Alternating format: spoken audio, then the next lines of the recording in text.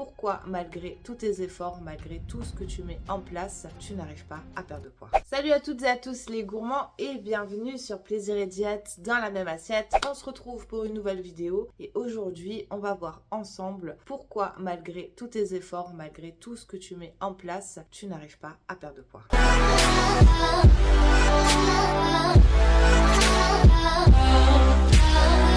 Avant que je vous explique pourquoi vous n'arrivez pas à perdre du gras, je vous demande de laisser en commentaire un petit fromage comme d'habitude ou une flamme ou un cœur ou ce que vous voulez. C'est un soutien pour nous, ça nous aide au niveau du référencement sur YouTube. Donc s'il vous plaît, un petit commentaire et on passe à la vidéo. Je trouve qu'il y a un gros problème qui se pose, c'est que à cause des réseaux sociaux, je dis bien à cause, on a accès à beaucoup d'informations et beaucoup d'informations qui disent absolument tout et son contraire. Quand on est dans une démarche de perte de poids, de prise de muscle, etc., on a accès à des informations, mais alors faire le tri et savoir qu'est-ce qui nous convient, qu'est-ce qui va fonctionner, qui on doit écouter, ça devient vite l'enfer.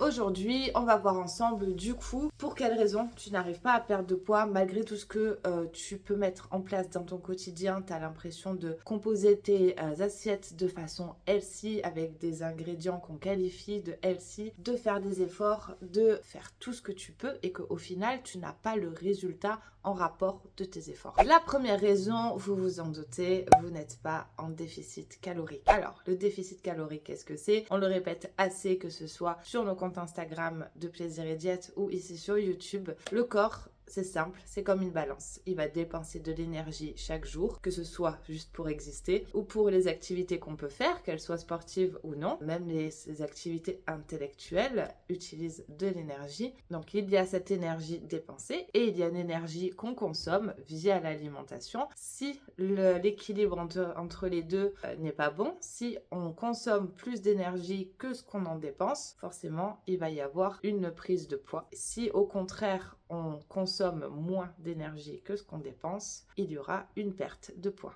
Le souci, quand on met en place un déficit calorique, c'est qu'il est important déjà de connaître les apports dont on a besoin pour notre objectif, d'accord? Chaque individu est différent, composition corporelle différente, des activités différentes. De ce fait, chaque individu a ses propres besoins, d'accord? Il est important d'être conscient de ses propres besoins et il est aussi important d'être conscient de la densité énergétique des aliments qu'on consomme. On ne peut pas juste composer son assiette au pif et se dire ça devrait fonctionner ou s'inspirer de l'assiette de son influenceur préféré. Chaque personne a des besoins différents, mais aussi chaque aliment a sa propre densité calorique et c'est important d'en être conscient. Je suis pas en train de dire qu'il faut à tout prix utiliser une application de comptage de calories, de peser tout. Il faut juste être renseigné. Les aliments qu'on consomme, est-ce qu'ils ont une densité calorique importante ou pas? Je vais vous donner un exemple assez concret. Le plat qui est un peu l'effigie de l'alimentation healthy, de façon générale, quand on va dans le cliché, c'est le fameux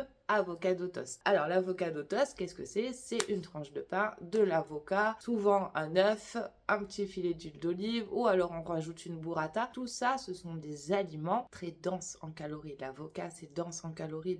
La burrata, c'est dense en calories. Le filet d'huile d'olive par-dessus. On pense avoir une tartine absolument healthy, ce qui est le cas. Elle est faite d'aliments sains, mais alors en termes de densité calorique, vous avez peut-être l'équivalent d'un Big Mac dans l'assiette au niveau calorique, d'accord? Donc c'est pour ça que c'est important d'être conscient des aliments qu'on mange et la plupart du temps, les aliments qu'on va catégoriser comme healthy, donc que ce soit l'avocat, que ce soit le saumon, les œufs, les beurres de oléagineux, beurre de cacahuète, etc. Ce sont de très bons aliments, mais alors ils ont une très forte densité calorique, d'accord? Donc à consommer en rapport de son objectif et souvent donc avec modération. Pour résumer, soyez conscient de ce que vous mettez dans votre assiette, renseignez-vous, regardez les étiquettes des aliments et déjà vous y verrez beaucoup plus clair. Deuxième point sur pourquoi tu ne perds certainement pas de poids, c'est que au contraire tu es trop en déficit calorique. Alors là, ça peut paraître absolument contre-productif, mais la plupart des personnes, surtout les femmes malheureusement, quand elles souhaitent perdre du poids ou perdre du gras, qu'est-ce qu'elles font? Elles enlèvent les glucides de leur alimentation, elles font full cardio tous les jours et elles croisent les doigts pour que ça fonctionne. Malheureusement, c'est absolument tout ce qu'il ne faut pas faire. Déjà, faire du cardio à gogo, c'est vraiment pas ce que je conseille quand on est dans un objectif de perte de gras, parce que tout ce que vous allez réussir à faire, c'est vous épuiser s'épuiser physiquement et moralement, mettre votre métabolisme en berne à ras des pâquerettes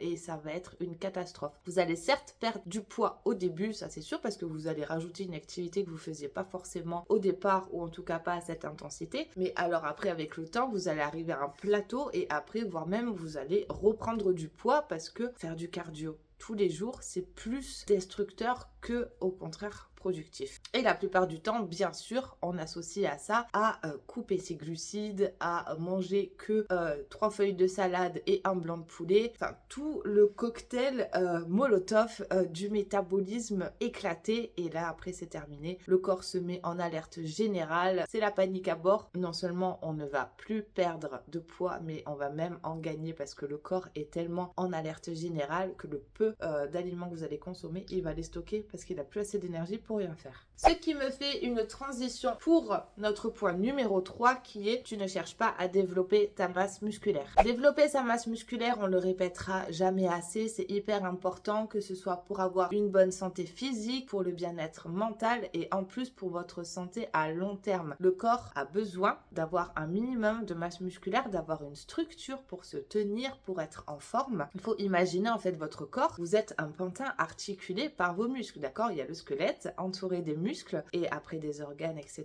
Mais vous êtes capable de vous mouvoir, de faire tout ce qu'il faut dans votre quotidien grâce à votre masse musculaire. S'il n'y en a plus, vous n'avez plus d'énergie pour rien, vous allez avoir du mal à bouger, à faire ce que vous souhaitez faire, vous n'allez plus être apte à bouger de la façon dont vous voulez et de maîtriser votre propre corps. Déjà pour ce point-là, c'est important et pour la santé à déjà court terme et aussi à long terme parce que de façon naturelle, en prenant de l'âge, les muscles se dégradent naturellement. Si en plus on ne les entretient pas, c'est terminé, vous arrivez à 60 ans, le simple fait de vous lever du canapé, ça devient un effort. Donc hormis l'aspect santé, bien-être mental, il y a bien sûr l'aspect dépenses énergétiques. Pas forcément pendant la séance en elle-même, parce que malgré ce qu'on peut penser, une séance de musculation n'est pas tant dépensière en énergie que ça, d'accord? Par contre, les bénéfices à long terme, plus on va développer la masse musculaire, sans parler de devenir comme Arnold, attention, ça n'arrivera pas de toute façon, plus on va développer une certaine masse musculaire, donc en faisant du renforcement, pas nécessairement en salle de sport d'ailleurs, hein. Mais se construire une masse musculaire, c'est hyper important et ça va augmenter votre métabolisme parce qu'un corps qui a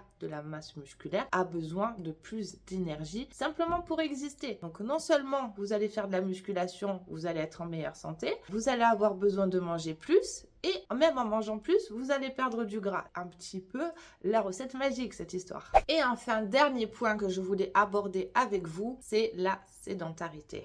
Grand débat de notre société actuelle, la sédentarité. Les gens ne se rendent pas compte de l'impact que ça peut avoir sur un physique de simplement marcher. Le quotidien maintenant de la plupart des gens, c'est je me lève le matin, je monte dans ma voiture, je vais au bureau, je reste assis à mon bureau, je reprends ma voiture et je rentre à la maison. Même si au milieu de tout ça, vous allez caler une petite séance de sport en salle de 1 heure, vous êtes sédentaire. Quelqu'un qui ne bouge pas, qui ne marche pas de sa journée, qui n'est pas actif de la journée, même en allant tous les jours 1 heure à la salle, vous êtes sédentaire. Donc il est important de réussir à incorporer dans son quotidien des séances de marche, tout simplement, sortir marcher, ne pas prendre sa voiture à chaque fois. Si le trajet est obligatoirement en voiture, se garer un petit peu plus loin pour aller marcher. Si vous allez à la salle de sport, s'accorder peut-être une demi-heure, 20 minutes de marche sur tapis, mais c'est important d'avoir le corps qui marche et qui bouge dans la journée. Pourquoi la marche c'est important? Déjà premièrement, ça va aider à la récupération si vous pratiquez de la musculation. Vous avez une bien meilleure récupération en ayant de la marche quotidienne que en étant tranquille dans le canapé en mode c'est bon, j'ai fait ma séance, je peux aller me reposer. Le lendemain, vous êtes sûr que vous allez avoir des courbatures si vous faites ça. Et ensuite, ça a des bénéfices santé vraiment énormes. Alors déjà, il faut savoir que pourquoi la marche, c'est pas pris au hasard comme ça. Alors c'est important d'avoir du NEAT pour bouger, pour être actif, mais c'est tout simplement en fait l'action mécanique de la marche. La voûte plantaire, elle fait office de pompe dans le corps, donc ça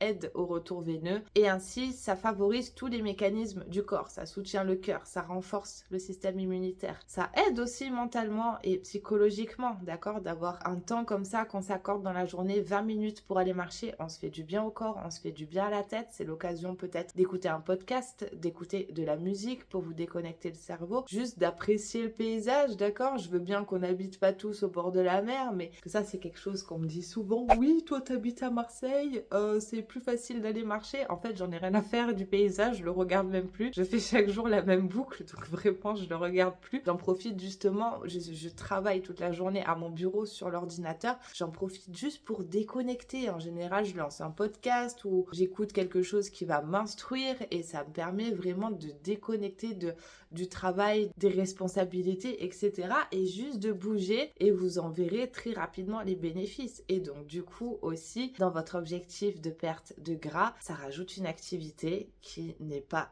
hyper fatigante, c'est juste que ça demande de se libérer du temps chaque jour, mais alors vous verrez que ça va débloquer potentiellement une perte de gras qui ne se faisait plus.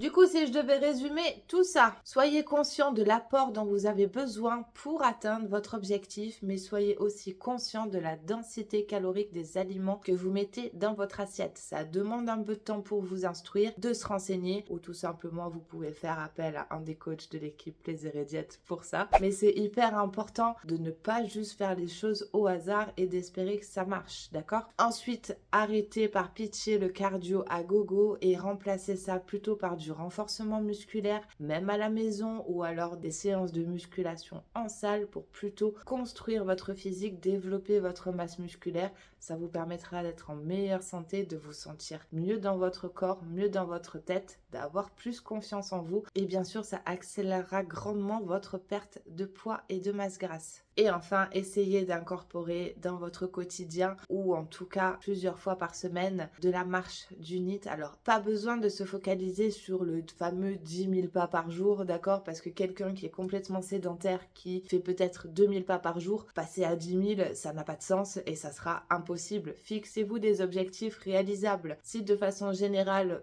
dans votre quotidien, vous êtes à 2 000 pas, essayez de commencer à viser 3 000 ou 4 000 et au fur et à mesure, voir si vous pouvez augmenter. Il est important de savoir se fixer des objectifs qui sont réalisables et potentiellement de les augmenter au fur et à mesure. Ne vous fixez pas des choses qui sont complètement irréalisables, ça va juste vous démotiver, vous n'aurez pas de résultats, ça n'a aucun sens. C'est tout pour cette vidéo, j'espère qu'elle vous aura plu et qu'elle pourra vous aider dans votre objectif. N'hésitez pas à me dire en commentaire quel est votre objectif du moment, on pourra en discuter. Et surtout, n'oubliez pas de cliquer sur j'aime et aussi de vous abonner, c'est un gros soutien pour nous, pour qu'on continue à faire des vidéos et je vous dis à bientôt. Ok, si t'es encore sur cette vidéo, c'est tout simplement parce que t'es intéressé, parce que je vais te dire là maintenant, je suis en train de te parler de quelque chose d'un petit peu plus personnel, plus axé sur toi, puisque je vais te parler tout simplement des coachings ou accompagnements qu'on peut proposer au sein de Plaisir et Diète. Je pense que si tu nous suis déjà sur Instagram, Plaisir et Diète, donc tout en un mot attaché sur Instagram, ou mon compte perso Maxime-LRNT, tu sais que je propose des suivis et qu'on propose au sein de la team de coaching des suivis au niveau de la nutrition, au niveau de l'entraînement, au niveau des deux ensemble, au niveau de votre mindset, au niveau de la psychologie liée à l'alimentation, un meilleur équilibre, etc. Ainsi que pour ma part et celle de Manon, des consultations diététiques qui peuvent être remboursées en fonction de vos mutuelles. Il se trouve que pour tous ces types de suivis, on a créé une sorte de questionnaire avec toutes les informations que tu pourrais nous faire parvenir pour qu'on analyse un petit peu ton cas et qu'on voit un petit peu ensemble en fait, est-ce qu'on a quelque chose à te proposer qui pourrait t'aider à atteindre tes objectifs, que ça soit une perte de gras, que ça soit une prise de muscle, que ça soit une meilleure relation à l'alimentation, que ça soit tout simplement une sortie des troubles du comportement alimentaire, que ça soit une recomposition corporelle, c'est-à-dire perte de gras tout en prenant du muscle et donc avec un poids qui reste plus ou moins stable mais un visuel qui s'améliore. Il y a moyen de faire de tout, donc l'idée c'est juste que tu nous donnes tout simplement les informations sur toi dans le petit questionnaire dans la description. C'est un questionnaire gratuit qui te permet de réserver un appel avec un membre de la team pour en discuter gratuitement pendant une trentaine de minutes, voire même 45 minutes si nécessaire, et qu'on puisse répondre à tes questions sur comment on peut t'aider, etc. Et si ça t'intéresse, n'hésite pas donc à aller cocher ce premier lien dans la description et à tout simplement prendre ton appel gratuit pour qu'on voit ensemble ce qu'on peut faire pour t'aider. Ça me fait vraiment plaisir et encore merci d'écouter toutes nos vidéos. Donc ça c'est le petit cadeau pour ceux qui restent jusqu'à la fin et à la prochaine.